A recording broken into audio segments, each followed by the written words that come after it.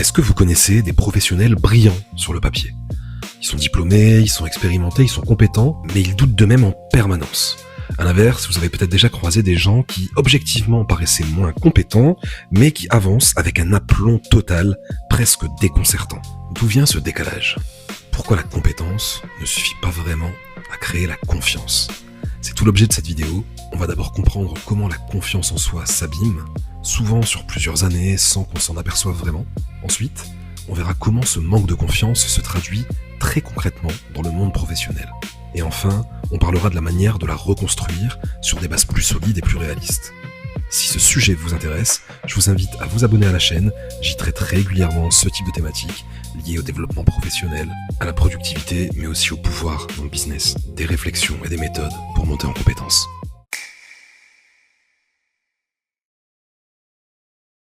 Allez, entrons dans le vif du sujet, notamment comment la confiance s'abîme. Première distinction ici à poser, on confond souvent deux notions. La confiance en soi, ce n'est pas forcément l'estime de soi. Déjà, l'estime de soi, ça va plutôt être la valeur qu'on s'accorde en tant que personne. C'est un peu comme un score. La confiance en soi de son côté, c'est autre chose, c'est le sentiment, la sensation d'être capable d'agir dans une situation donnée. Par exemple, prendre la parole en réunion, gérer un imprévu, négocier, apprendre un nouvel outil, etc. C'est plus concret, plus situationnel que l'estime de soi. Ça peut aussi vouloir dire qu'on peut avoir une bonne estime de soi, s'aimer, être en accord avec nos valeurs, et puis surtout s'accorder la valeur qu'on mérite en tant que personne, et puis pour autant, sur certaines compétences bien spécifiques, ne pas se sentir confiant, ne pas se sentir à l'aise, et puis toujours se dire finalement peut-être que je ne suis pas capable de, ou cette personne est meilleure que moi dedans. C'est justement l'un des soucis de la confiance en soi. Dites-vous bien qu'à la base, quand vous étiez enfant, cette confiance-là, vous l'aviez. On l'a tous connue de manière assez brute. Un enfant qui apprend à marcher, il va tomber. Il va se relever, il va retomber, il va recommencer. Il va pas transformer chaque chute en un jugement péremptoire, définitif sur sa propre valeur. Il va tomber, il va réessayer. Le problème, c'est qu'avec les années, la mécanique, elle change un peu. On accumule des expériences un peu négatives, des échecs, des remarques, des comparaisons. Et puis chacune de ces expériences, elle fonctionne un peu comme une pierre qu'on viendrait ajouter à un sac à dos. Vous savez, une pierre isolée, finalement, elle va rien peser. Mais quand on en a 10, 20, 30... au bout de dizaines d'années, le sac il devient lourd. Ah ben je suis pas capable de.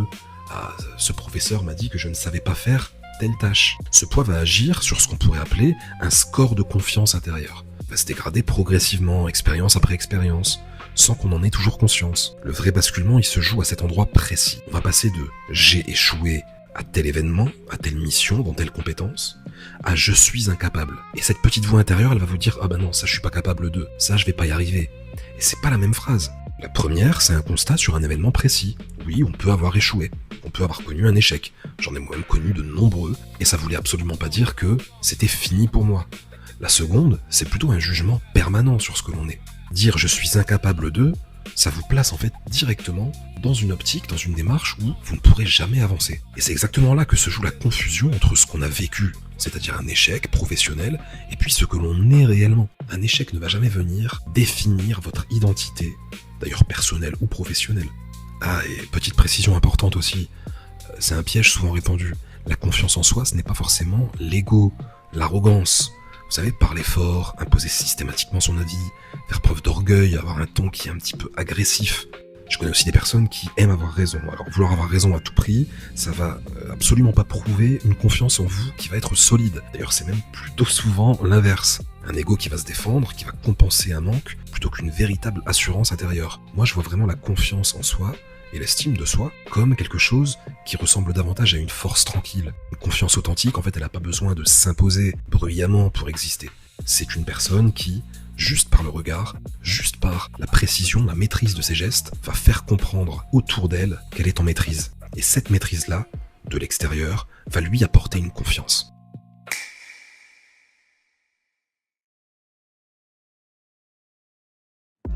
Alors au travail, comment ça se manifeste ? Concrètement, quand on a un manque de confiance dans le monde professionnel, ça commence souvent par des signaux un peu discrets. On peut hésiter à prendre la parole en réunion alors que pourtant on connaît la réponse. On va parfois relire un mail 5, 10 fois avant de l'envoyer, en modifiant des détails qui ne changent rien dans le fond. Chercher constamment une forme de validation à l'extérieur, comme si le travail n'avait de valeur que lorsqu'il était confirmé ou validé par quelqu'un d'autre. On va aussi parfois minimiser ses compétences, ses réussites. On vous félicite et votre premier réflexe va être parfois de relativiser, de dire que oh ça va, c'était rien de particulier. Avoir du mal à dire non, accepter trop de missions ou de délais intenables, d'ailleurs ça fera certainement l'objet d'une vidéo. Avoir du mal à dire non, pour moi c'est un des réflexes d'être trop gentil et justement de manquer parfois de confiance en soi.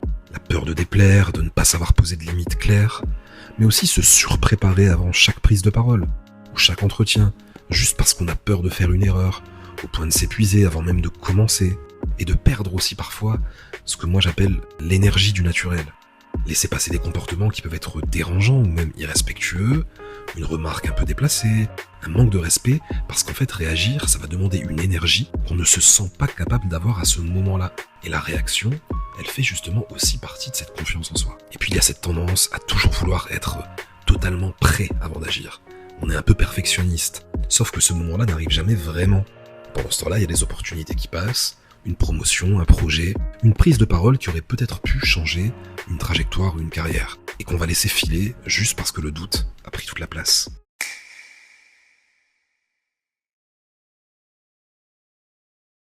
S'il y a plusieurs de ces situations qui vous parlent déjà, c'est extrêmement courant. La vraie question maintenant, c'est comment est-ce qu'on va réparer tout ça ? Premier élément pour commencer à reconstruire une confiance plus solide, ça va être de retirer progressivement les vieilles pierres. Revenons à toute cette image du sac à dos. La première étape va donc être de revenir sur certaines pierres. Vous savez, les critiques reçues il y a très longtemps, les humiliations, les expériences anciennes qu'on continue à porter sans jamais interroger si elles sont encore légitimes à l'heure actuelle. Et d'ailleurs, elles ne le sont bien souvent pas du tout. Il va s'agir en fait ici d'arrêter de considérer ces pierres comme des vérités qui seraient encore valables aujourd'hui. Une remarque reçue il y a 10 ans avait peut-être, et encore, je dis bien peut-être, c'est même pas certain, un fondement à l'époque, mais avec tout ce qui a été vécu depuis, ça mérite peut-être même pas nécessairement de continuer à peser sur vous. Toutes les pierres ne méritent pas d'être transportées toute une vie. Qui vous êtes, vos compétences, votre identité professionnelle et même personnelle ne se résume pas, ne se définit pas à l'aune, à travers cette pierre ou ces pierres qui, à un moment donné dans votre vie, vous ont parfois fait du mal. Et ça m'amène à la deuxième étape qui est en fait apprendre à mieux se parler et à s'aimer davantage. Il s'agit ici de sortir du jugement permanent envers soi-même. Il y a beaucoup de professionnels qui, sans même s'en rendre compte, sont leurs propres adversaires les plus sévères. Chaque erreur qu'ils vont faire devienne un procès interne. Il s'agit de réapprendre à se parler autrement, de cesser d'être systématiquement contre soi-même. Il faut aussi développer un regard qui est plus juste, être plus honnête sur ce que l'on est réellement, sur nos accomplissements, sur ce qui a réellement été réalisé, vos points forts. Apprenez aussi à repérer vos forces. Troisième étape, très concrète celle-là, je vais vous demander de dresser l'inventaire précis de ce que vous savez déjà faire. Mais attention, il faut aller dans le détail. Prenons un exemple simple. On pourrait penser, voilà, créer une vidéo YouTube, c'est une compétence, mais absolument pas. Ça va supposer d'écrire, de structurer une idée, d'enregistrer, de monter une vidéo, de concevoir toute une stratégie autour. Et en fait, tout ça, c'est un ensemble de compétences que vous avez acquises et que vous allez pouvoir remobiliser dans d'autres contextes professionnels. D'ailleurs, quand on fait un bilan de compétences, généralement, il y a beaucoup de personnes qui retrouvent confiance en elles en se disant « En fait, je sais faire beaucoup de choses. » Peut-être que, par exemple, le fait de faire un planning, ça nécessite de communiquer avec les personnes, de maîtriser peut-être Excel, etc. Tout ça, ça va être des compétences différentes et c'est intéressant, important, quand on veut regagner confiance en soi, de savoir exactement les compétences qu'on maîtrise. Parce que souvent on ne les voit pas, on les exerce au quotidien, pour nous c'est évident, alors qu'en fait elles ne le sont pas spécifiquement pour tout le monde. Il va falloir aussi développer ce qui vous manque réellement, parce qu'une fois cet inventaire réalisé, il va falloir justement travailler, rester curieux, apprendre, tester, se former, expérimenter aussi, et puis garder cette envie, cette flamme de progresser. La confiance, elle ne se nourrit pas uniquement d'un discours positif sur soi. C'est pas seulement un « ok, j'ai confiance en moi, je vais y arriver ». Non, à un moment donné, il faut aussi passer à l'action, travailler, ça va se nourrir aussi de compétences réelles, concrètes, que vous allez développer dans la durée. Et justement, il faut être proactif, poser des questions autour de vous, essayer de mieux comprendre, de mieux appréhender votre environnement, mieux appréhender pour mieux le maîtriser, pour enfin être confiant vis-à-vis de cet environnement. Agissez avant d'être parfaitement prêt, et c'est sans doute le plus exigeant. Acceptez d'agir avec une part un peu d'incertitude. On ne peut pas attendre de se sentir totalement légitime pour se lancer, car en fait sinon ça va jamais arriver. Avant-dernier point, sachez utiliser l'ego sans en devenir complètement dépendant. Alors oui, l'ego ça a mauvaise réputation, mais ça peut aussi avoir de l'utilité. Ça va vous donner une force, un élan. ça va vous pousser à progresser et à démontrer votre valeur. C'est pas seulement négatif au final. Le problème, il peut survenir quand l'ego, c'est un peu l'unique fondation de la confiance. Alors dans ce cas, l'édifice, il peut devenir un peu fragile, au moindre coup de portée. À l'ego, tout risque de s'effondrer avec lui un peu comme un château de cartes. Mais l'ego, ça peut réellement servir de boost, de motivation, pour prouver que par orgueil, par fierté, on a aussi envie de montrer qu'on est capable d'y arriver. Enfin, dernier point, sortir de la comparaison permanente. Il faut cesser de construire sa valeur sur le fait d'être meilleur que les autres. Une confiance, elle ne va pas dépendre d'un classement, d'être le premier, du regard extérieur, ou encore, vous savez, le sentiment de se dire « je suis supérieur », parce que sinon ça va pas tenir dans la durée, ça. Ce qui compte réellement, c'est de progresser, mais par rapport à vous-même, par rapport à la version que vous étiez il y a un an plus tôt. Là, c'est une réelle comparaison, solide, qui tient la route, et qui va vous faire tenir dans le temps. Encore une fois, se comparer aux autres à l'instant T, ça relève plutôt de l'ego. Et ça peut effectivement vous booster, je ne dis pas le contraire, ça peut booster à court terme, mais sur le long terme, la réelle course, le vrai marathon, c'est contre vous-même et contre vos propres objectifs. Vous voulez aller plus loin? Il y a mes autres vidéos sur les relations professionnelles et aussi mes ouvrages en vente sur Amazon.